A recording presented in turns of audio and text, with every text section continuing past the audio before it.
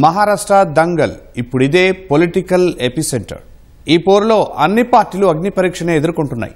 Shiv Sena, NCP చీలిక తర్వాత జరుగుతున్న తొలి అసెంబ్లీ ఎన్నికలు కావడంతో దేశ ప్రజలు మహారాష్ట్ర ఎన్నికల్లో ఎవరు గెలుస్తారని ఆసక్తితో చూస్తున్నారు.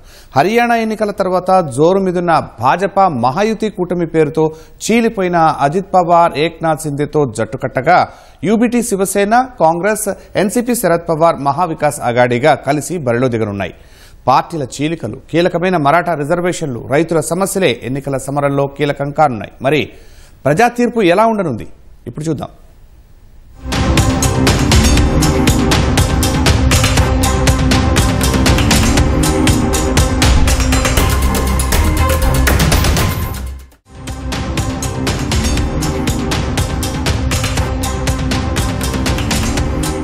దేశంలో అతిపెద్ద రాష్ట్రాల్లో మహారాష్ట్ర ఒకటి. మొత్తం 288 అసెంబ్లీ సీట్లు ఇక్కడ ఉన్నాయి. అలాగే కీలకమైన ఆర్థిక రాజధాని ముంబై ఇక్కడే ఉండడంతో జాతీయ పార్టీలతో పాటు రాష్ట్రంలోని స్థానిక పార్టీలు అక్కడ పాగా వెయ్యాలని చూస్తూ ఉంటాయి.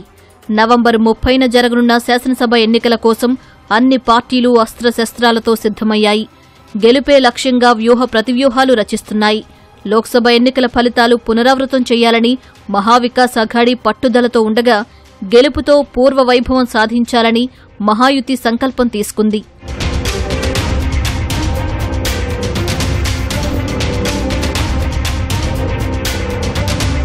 వాస్తవానికి 2019 ఎన్నికల్లో భాజపా ప్రభుత్వాన్ని ఏర్పాటు చేసే వరకు వచ్చి శివసేనతో వచ్చిన విభేదాల కారణంగా వెనక్కి తగ్గాల్సొచ్చింది. అలా శివసేన కాంగ్రెస్, ఎన్సీపీతో మహావికాస్ అఘాడీ కూటమిగా ఏర్పడి ప్రభుత్వాన్ని ఏర్పాటు చేసింది. కానీ ఇది 3 నెలల ముచ్చటగానే మిగిలింది. మహావికాస్ అఘాడీగా ఏర్పడ్డానికి కారణమైన ఏక్నాథ్ సింధే శివసేన నుంచి బయటకు వచ్చి భాజపాతో కలిసి ప్రభుత్వం ఏర్పాటు చేయడం మహారాష్ట్ర రాజకీయాల్లో సంచలనంగా మారింది.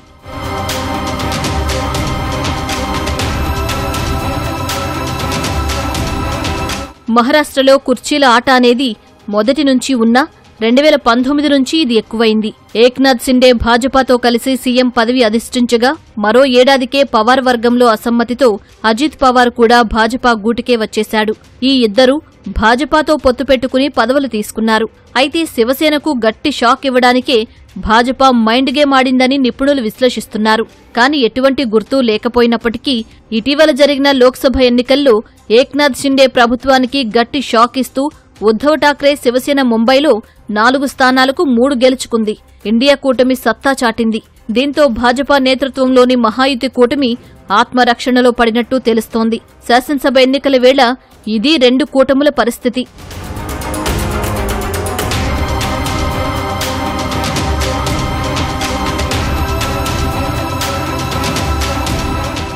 ఇటీవల హర్యానా శాసనసభ ఎన్నికల్లో వరుసగా 3వసారి గెలిచి అధికారం నిలబెట్టుకున్న భాజపా మహారాష్ట్రలో కూడా ప్రభుత్వ వ్యతిరేకత రాకుండా జాగ్రత్త పడుతోంది. ఎందుకంటే అక్కడ గెలిచినంత సులభంగా మహారాష్ట్రలో గెలవలేమని ఇప్పటికే మహాయుతి కూటమికి అర్థమైందని అంటున్నారు నిపుణులు. ముఖ్యంగా పార్టీల్లో చీలికల వ్యవహారం రాష్ట్ర ప్రజల్లో భాజపాపై తీవ్ర అసంతృప్తి రగిలిస్తోంది. కాంగ్రెస్ పార్టీని చీల్చకపోయినా మాజీ సీఎం అశోక్ చవాన్, మాజీ ఎంపీ మిలింద్ దేవరా లాంటి అగ్రనేతలను భాజపా లాగేసుకుందనే ముద్ర భాజపాపై ఉంది. అలా చీలికల అంశం భాజపాకు ఎన్నికల్లో పెద్ద ప్రతిబంధకంగా మారింది. అయితే రాజ్ ఠాక్రే మహారాష్ట్ర నవనిర్మాణ సేనతో పాటు ప్రకాష్ అంబేద్కర్ వంచిత్ బహుజన్ అఘాడీ ఈ ఎన్నికల్లో స్వతంత్రంగా పోటీ చేయాలని భావించడం భాజపాకు కలిసొచ్చే అంశం. అదే జరిగితే భాజపా వ్యతిరేక ఓట్లు మరింతగా చీలే అవకాశం ఉంటుంది.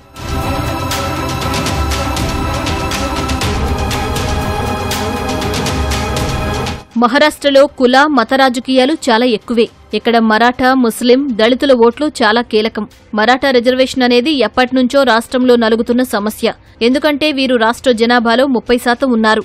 దీంతో తమను ఓబీసీల్లో చేర్చాలని ఎంతో కాలం నుంచి డిమాండ్ చేస్తున్నారు. ఈ ప్రతిపాదనపై మహాయుతి ప్రభుత్వం సానుకూలంగా ఉన్నామని ప్రకటించినా అమలులో జాప్యం కొనసాగుతూనే ఉంది. దీంతో మరాఠాలు భాజపా ప్రభుత్వానికి వ్యతిరేకంగా ఉన్నట్టు కనిపిస్తోంది. అదే మొన్నటి లోక్సభ ఎన్నికల్లో కనిపించిందని అంటున్నారు. ఇదే ఎన్నికల మేనిఫెస్టోలో కీలకం కాబోతుందని అంటున్నారు. అటు మరాఠాలను తమ వైపు మళ్లించుకోవడానికి మహావికాస్ అఘాడీ చూస్తోంది. ఇదే కాదు, ప్రస్తుతం ఓబీసీ, ఎన్టీ కేటగిరీలో ఉన్న ధన్గర్ కమ్యూనిటీ వారు షెడ్యూల్డ్ తెగ హోదాను కోరుతున్నారు. దీంతో ప్రస్తుత అధికార ప్రతిపక్ష పార్టీలకు ఈ అంశాలు సవాలుగా మారనున్నాయి. మహారాష్ట్రలో మరో ముఖ్యమైన అంశం మరాఠా యొక్క రిజర్వేషన్. మరాఠా రిజర్వేషన్కి బీజేపీ అంత సానుకూలంగా లేకపోయినప్పుడు కూడా ముఖ్యమంత్రి ఏకనాథ్ షిండే తన యొక్క కూటమిలో ముఖ్యమంత్రిగా తన యొక్క అధికారాన్ని బలోపేతం చేసుకోవడం కోసం స్వయంగా మరాఠా నాయకులతో సంప్రదింపులు జరిపి వారికి రిజర్వేషన్ ఇవ్వడానికి అంగీకరించి చట్టబద్దంగా చర్యలు తీసుకోవడంతో దానికి వ్యతిరేకంగా ఓబీసీలు ఉద్యమాలు చేపట్టడంతో లోక్సభ ఎన్నికల్లో ప్రభావం చూపాయి.